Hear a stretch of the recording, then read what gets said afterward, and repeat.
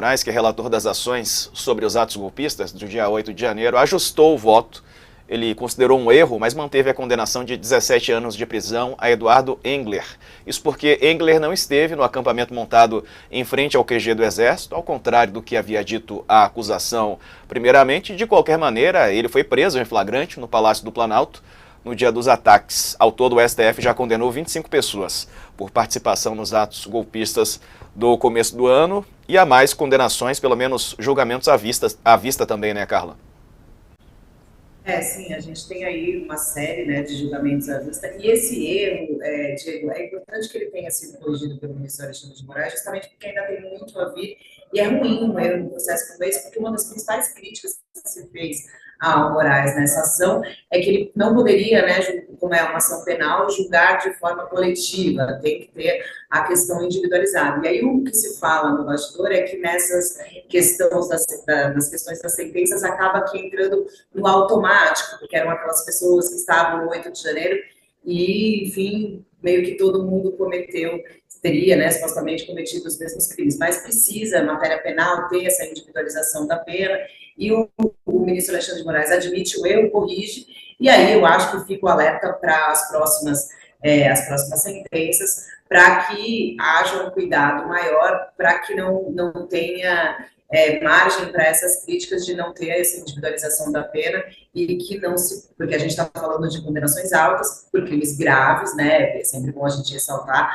a gente não quer que se repita as cenas que aconteceram no dia 8 de janeiro aqui em Brasília, mas nessa questão de um julgamento importante, né, que aí com uma alta prisão é importante também que haja uma cautela maior por parte do ministro, do seu gabinete, dos seus assessores, para que as penas sejam para que esse processo seja feito com cuidado, para que esses erros não se repitam, né, digamos assim, e nem e que essas críticas que acabam acontecendo não ganhem força, porque é um processo importante, que é importante também que haja, a gente sempre tem falado isso aqui, que haja uma punição exemplar para um crime como pessoas pedindo golpe e destruindo patrimônio público, algo inaceitável, que aconteceu no 8 de janeiro.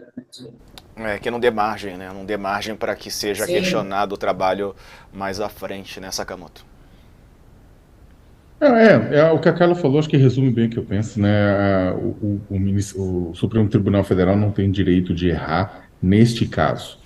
Ah, mas errar faz parte, não. O Supremo não tem direito de errar neste caso.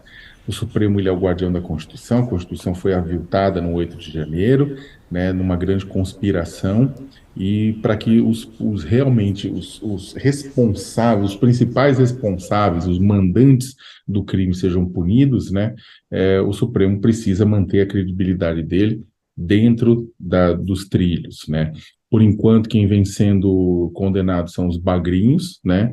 São aqueles que executaram, né, o 8 de janeiro, né?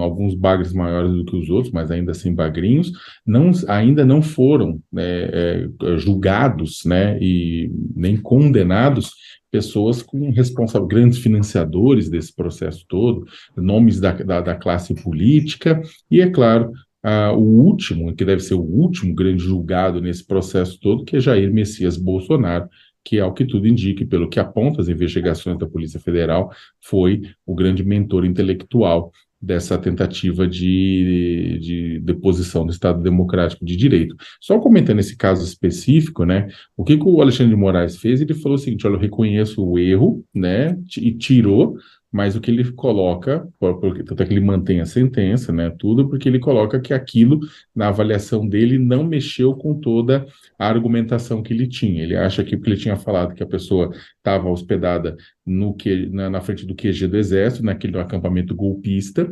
né? E, na verdade, essa pessoa chegou no dia do 8 de janeiro e foi lá para o furdúncio, né?